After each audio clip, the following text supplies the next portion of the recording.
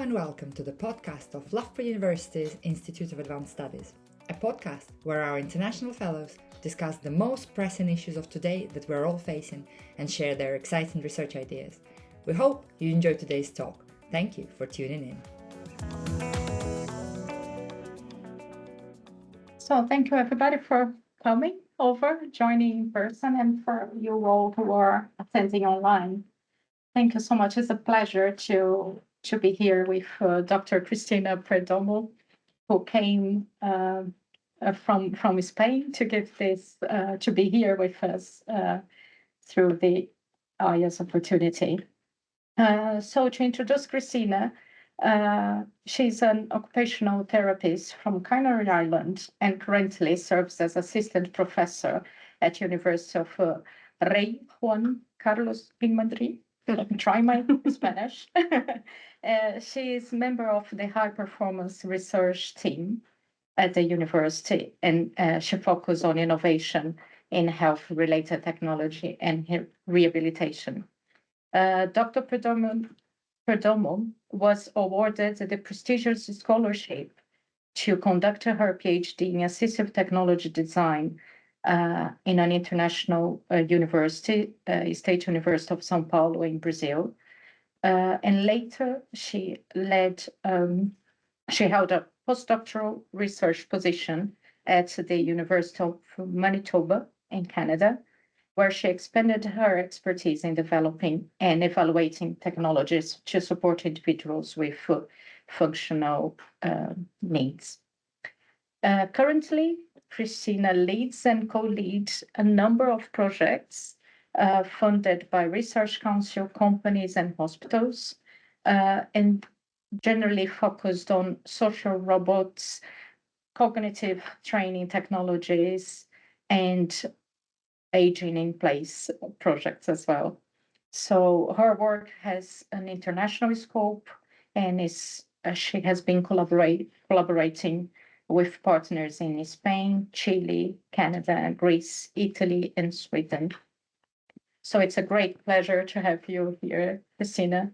And in addition to her research and teaching, Cristina is committed to advancing occupational therapy education in Europe and serve as board member of the European Higher Education Network of Occupational Therapy, focusing on integrating technology, robotics, and health, and enhancing autonomy, participation, and quality of life across the lifespan.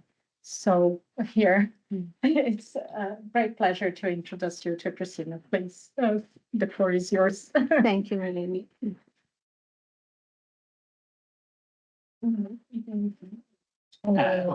Okay. Please. Okay. Good morning. It's a pleasure to be here today. I sincerely appreciate the opportunity provided by the scholarship, and I would like to thank Professor Mileni for supporting my application. Before I begin talking about, social robot, I would like to highlight the high-performance research team that I part of at Rey Juan Carlos University in Spain. I would also like to acknowledge the collaboration with the University of Manitoba in Canada and University of San Sebastian in Chile, where I lead robotherapy project. I would also like to thank the institution and hospital that participate in and make this study possible. For example, Joy for All is the specific business in Europe in social robot. Population aging is one of the most significant demographic changes of the 21st century. Well-being in later life depends not only on physical health, but also on social, psychological, and community factors. Among the most relevant challenges are loneliness and social isolation, which affect a considerable number of other adults, and I have been associated with negative physical and mental health outcomes. Technology is playing an increasingly important role in supporting the care and well-being of other adults. Various, various technological solutions such as telemedicine, smart home, and social robots are being developed to enhance autonomy, improve safety, and facilitate this social interaction among the elderly. But what are social robots? Social robots are machines designed to interact with people in a natural and meaningful way, using language, gestures, expression, and behavior that mimic human interaction. The primary objective of social robot is to establish a social relationship with user, providing trust, companionship, or assistance.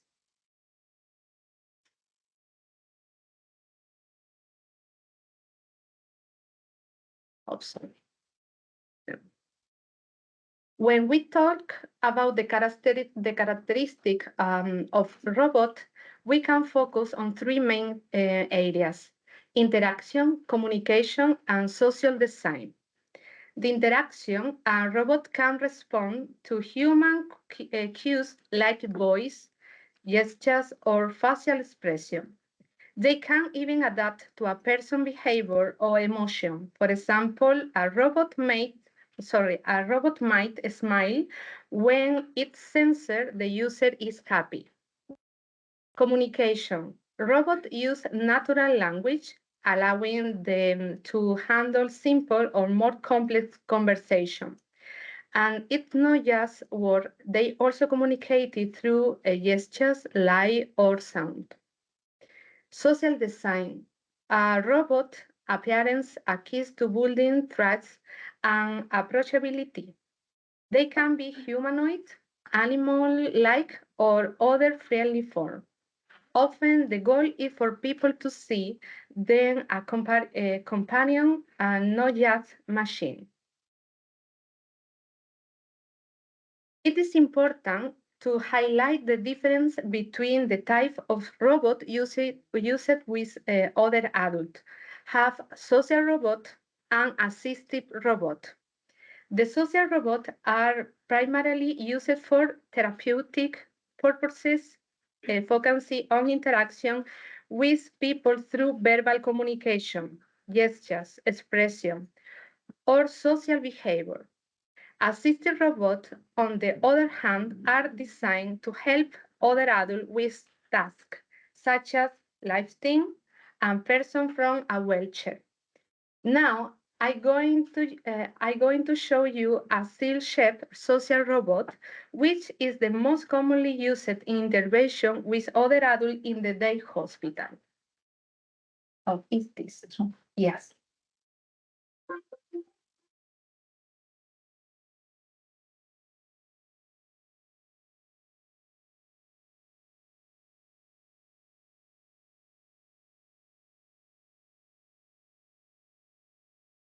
This is a specific design for people in the hospital day, for example. And the other, I also introduced assistive robot designed specifically to help transfer people who use wheelchair. Berries are robotic. They're developed by Riken and Sumitomo Riko Company in Japan, designed to assist in healthcare, especially elderly care. Robear can gently lift patients from beds to wheelchairs or help them stand up, reducing strain on caregivers. It can help Robear. And the primary intervention technique using social robot is robotherapy. Robotherapy is a method that employs social robot and therapeutic tool to improve the physical, emotional, and social well-being of individuals. It does not replace the therapy, but rather enhances motivation, communication, and emotional well-being. Occupational therapists, psychologists, and nurses increasingly use the technique in intervention with other adults. The main objective of robotherapy are emotional stimulation, cognitive stimulation, and promoting of social skill. The most commonly used social robots are those that simulate animals. They are designed with sensor or artificial intelligence, and their main function is to establish emotional and social communication with other adults. The first robot the first robot I present is the most basic social robot, which simulates a cat. It is a sensor-based, battery-operated, and interactive through touch. Its approximately price is €150.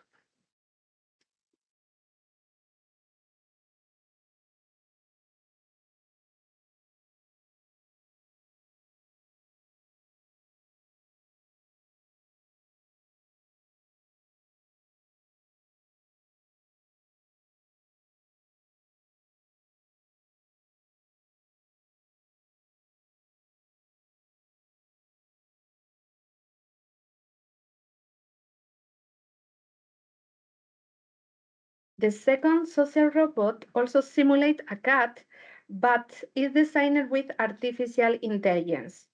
It interacts through touch and voice, responding to basic functions such as turning its head left and right. Its approximate price is €250.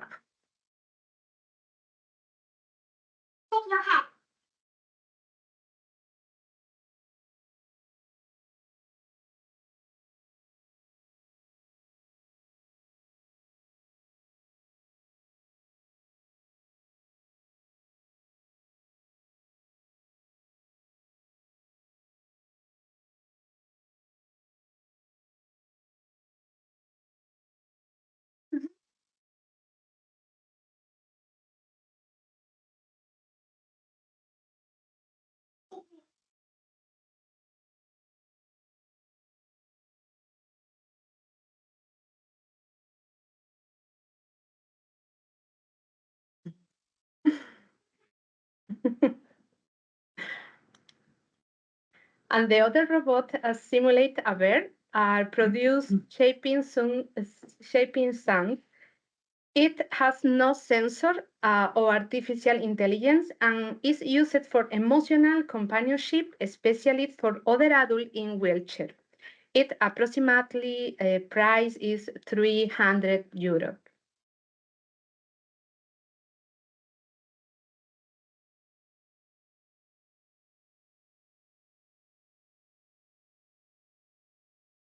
And the fourth robot simulate a panda and can with sensor and artificial intelligence interact through touch, voice, and simulate food element.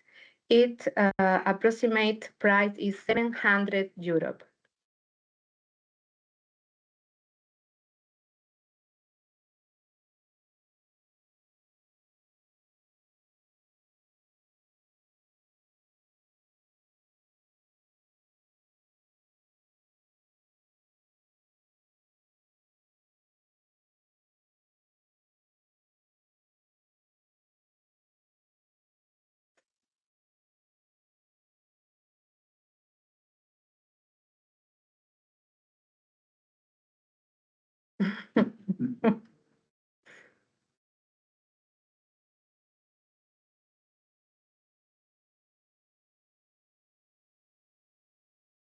And this robot is the social robot with the strongest scientific evidence for therapeutic use with other adults, particularly in countries such as in Japan.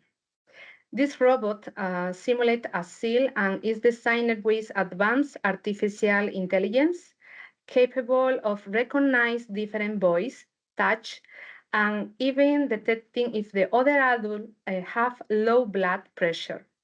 It approximately price is €8,000.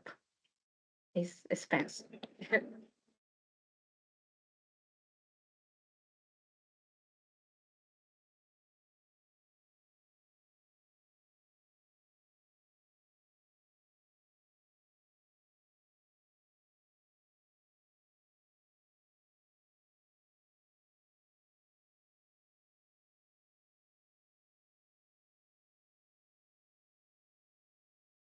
And the following robot is used to facilitate group interaction among other adults, promoting socialization.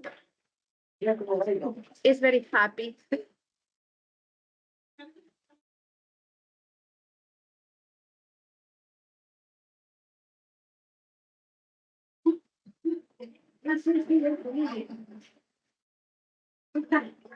This robot only dance. Yeah, it's very basic. Okay, the following robot is used, these social robots are increasingly being used for robot therapy intervention in geriatric, mental health, and pediatric, improving treatment adherence in people experiencing low emotional well-being, supporting aging in place, helping to reduce a feeling of illness, and assisting caregiver when looking after people with behavior disorder. Now, I would like to show you part of a study I'm conducting in Spain and Chile, where I compare the emotional behavior of other adults with Alzheimer's diseases and healthy other adults when interacting with a social robot. The first video is a man with Alzheimer and behavior disturbance who used it to spend most of the day crying and refusing to eat. The,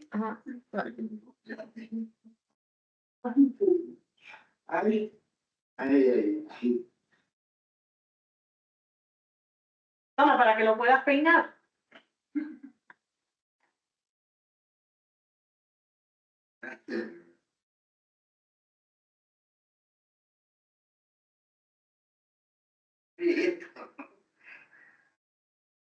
No. ¿Pero te gusta el gatito? Yo. El bicho no se debía morir nada más también.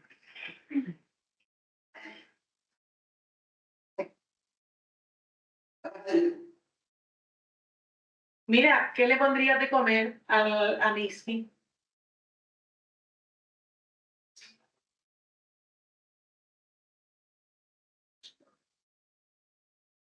Eso que puedo decir. Estoy contento con el bici this man crying every day in the hospital day, but when you use this robot, the emotional change in the day. The second video show a healthy older woman. She lives in aging in place in her home. When interacting with the robot, she experiences a positive emotional response very similar to that observed in the person with Alzheimer.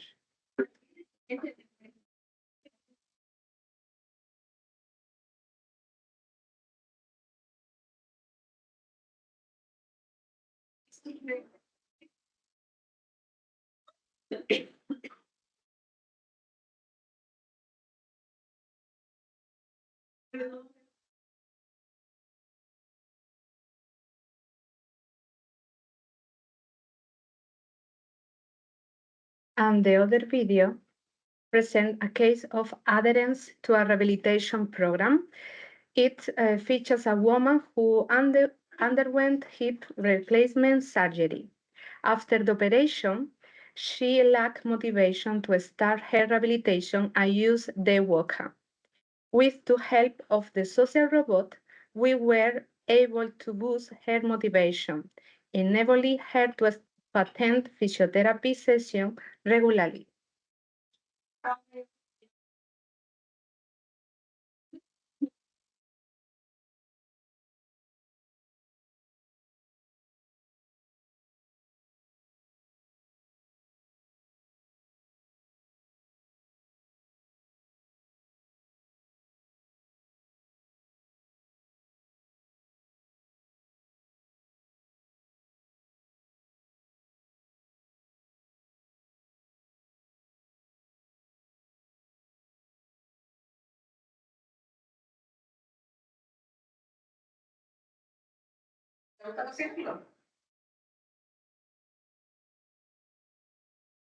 The following video showed the case of a woman living a senior care facility who was refusing to leave her room. With the use of a robot, she was motivated to come out and engage in activities outside her room.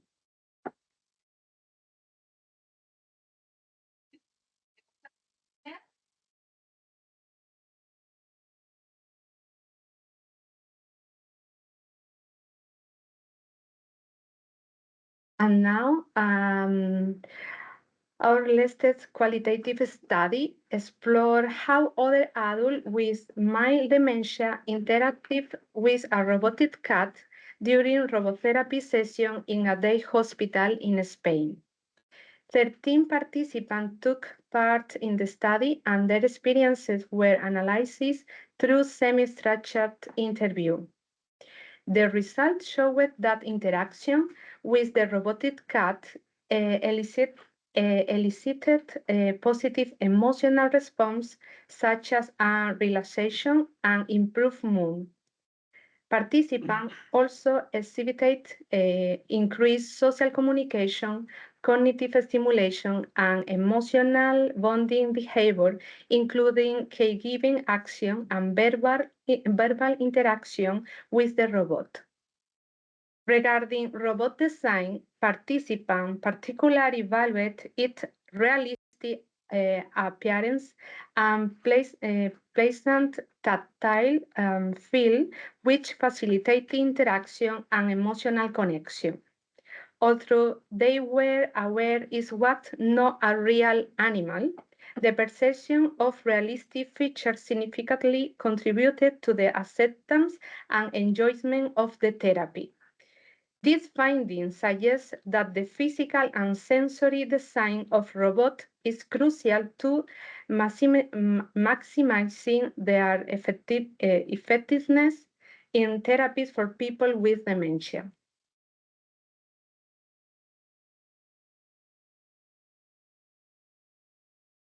The use of social robots in rehabilitation intervention to reduce isolation during aging in place and to support caregivers have shown significant benefits, complementing traditional care approaches. Currently, one of the major challenges in Europe is to develop social robots that incorporate more advanced technologies and innovative functionalities tailored to the needs and preferences of the European population. So far, most of these robots have been designed in Japan or China, which means they do not always reflect the culture, social, and aesthetic aspects that are meaningful to people in Europe. Therefore, it's essential to create robots that are not only technologically sophisticated, but also culturally representative, enhancing their acceptance, effectiveness, and emotional connection with European users. Thank you very much for your attention.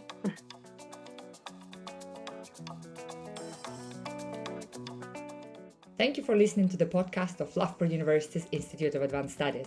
A quick reminder about how to stay connected. You can find us on Blue Sky, LinkedIn and Instagram, and you can also watch the presentations on YouTube. The podcast is available on all the major platforms. Please download, share, and most importantly, subscribe. See you next time.